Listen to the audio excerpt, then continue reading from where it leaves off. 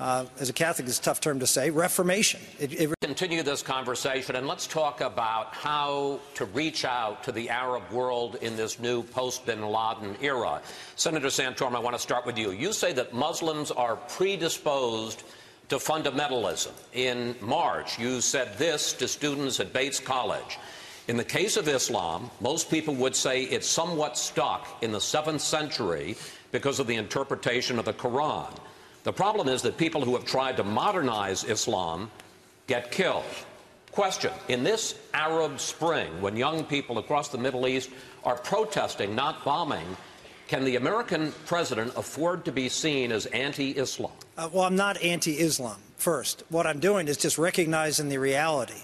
And the reality is that the version of Islam that is practiced in the Middle East, that is growing and spreading, is one that is not going to be one that we can deal with very easily. It's one that requires, as a Catholic, it's a tough term to say, reformation. It requires some sort of introspection within the Islamic world. And I think we have an opportunity now that we have shown that we are going to be vigilant, that we're not going to back down. That thankfully we're not putting timetables, definite timetables to leave, that we're going to continue and finish this job. It's, as a Catholic, it's a tough term to say, reformation. Drone attacks in Pakistan have more than tripled under President Obama. He sent 30,000 more U.S. troops into Afghanistan last year, and he just authorized, as we talked about this mission to kill bin Laden. How much more aggressive could he be? If you look at what President Obama has done right in foreign policy, it has always been a continuation of the Bush policies. He's gone right by keeping Gitmo open. He's done right by finishing the job in Iraq. He has done right by trying to win in Afghanistan. Those were existing policies that were in place. The decision, as a Catholic, is a tough term to say, reformation. You didn't answer this specifically, Congressman Paul. Raise your hand if you would support a resumption of waterboarding under any circumstances. Under certain circumstances or any circumstances? Under certain circumstances. Certain or any? Under any circumstances that you could imagine, not all. Sure, I'll do it. Okay. So just to be clear, the three of you under individual case-by-case basis would support waterboarding. Congressman Paul, you would not. No, I would not. And Governor Johnson, you would not. Anything. I would not. Okay. Well, it's just simply not true, Ron. I mean, the fact is that what we found is that some of this information that we would find out that led to Osama bin Laden actually came from these enhanced interrogation techniques. And so why are we afraid of openness? Why do we have to move in the direction of giving up the right of habeas corpus, which someday, if we're not careful, will affect American citizens? We should treat people the way we think we might be treated under dire circumstances. And our dire circumstances are moving right along because we may have real trouble in this country and we may be subject to the same type of treatment. So we do not need secret prisons, nor do we need the torture that goes on in these secret military prisons. I want to follow up on... as a Catholic, it's a tough term to say, reformation. Some votes. Look, I think we all had votes that I look back on. I wish I wouldn't have voted to No Child Left Behind. You're right, it led to education spending. That's why I've said that we need to cut and eliminate No Child Left Behind. But once again, the senators was for No Child Left Behind, but now he's running for president. Now he's running to repeal No Child Left Behind once again. But and he calls this a team sport. He has to go along to get along, and that's the way the team plays. But that's what the problem is with Washington. That's what's been going on for so long. So I don't accept that form of government. I understand it. That is the way it works. You were with the majority, you were the whip, and you organized and got these votes all passed. But I think the obligation of all of us should be the oath of office. We should take it shouldn't be the oath to the party. I'm sorry about that. But it isn't the oath to the party. It's the oath to our office to obey the law, and the law is the Constitution. Gentlemen, thank you. As a Catholic, it's a tough term to say, reformation.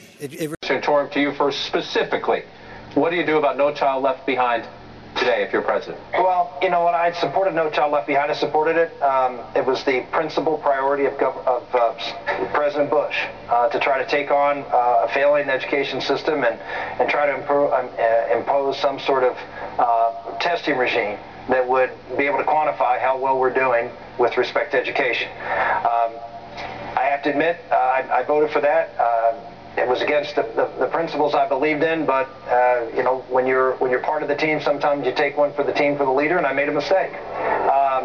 You know, politics is a team sport, folks, and sometimes you gotta rally together and do something. And in this case, you know, I thought testing and finding out how bad the problem wasn't a bad idea. What was a bad idea was all the money that was put out there, and that, in fact, was a huge problem. I admit the mistake. But once again, the senators was for No Child Left Behind, but now he's running for president. Now he's running to repeal No Child Left Behind once again. But and he calls this a team sport. He has to go along to get along, and that's the way the team plays. But that's what the problem is with Washington. That's what's been going on for so long. So I don't accept that form of government. I understand it. That is the way it works. You were with the majority, you were the whip, and you organized and got these votes all passed. But I think the obligation of all of us should be the oath of office. We should take it shouldn't be the oath to the party. I'm sorry about that. But it isn't the oath to the party. It's the oath to our office to obey the law, and the law is the Constitution. Gentlemen, thank you. As a Catholic, it's a tough term to say. Reformation. Not allow Iran to have a nuclear weapon. If they do, the world changes. America will be at risk, and someday nuclear weaponry will be used. If I'm president, that will not happen. If we re-elect Barack Obama, it will happen. Senator Santorum, please.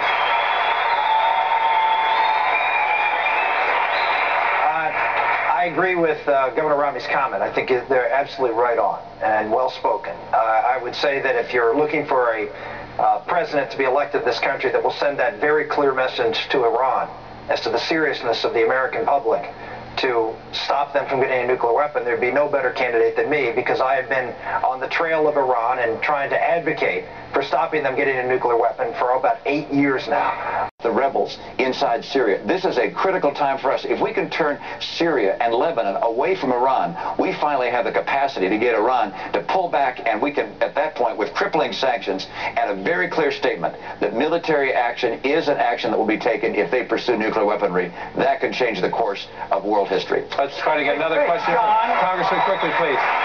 No, I get a minute, real quickly.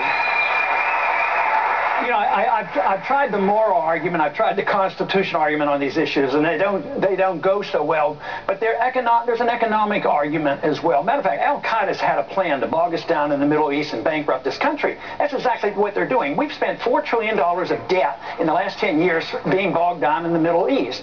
The neoconservatives who now want us to be in Syria, want us to go to Iran and have another war. And we don't have the money. We're already, today, gasoline hit $6 a gallon in Florida, and we don't have the money. So I don't believe I'm going to get the conversion on the moral and the constitutional arguments in the near future, but I'll tell you what, I'm going to win this argument for economic reasons. Just remember when the Soviets left. They left not because we had to fight them, they left because they bankrupted this country, and we better wake up, because that is what we're doing here. We're destroying our currency. We have a financial crisis on our hands. Let's take another question.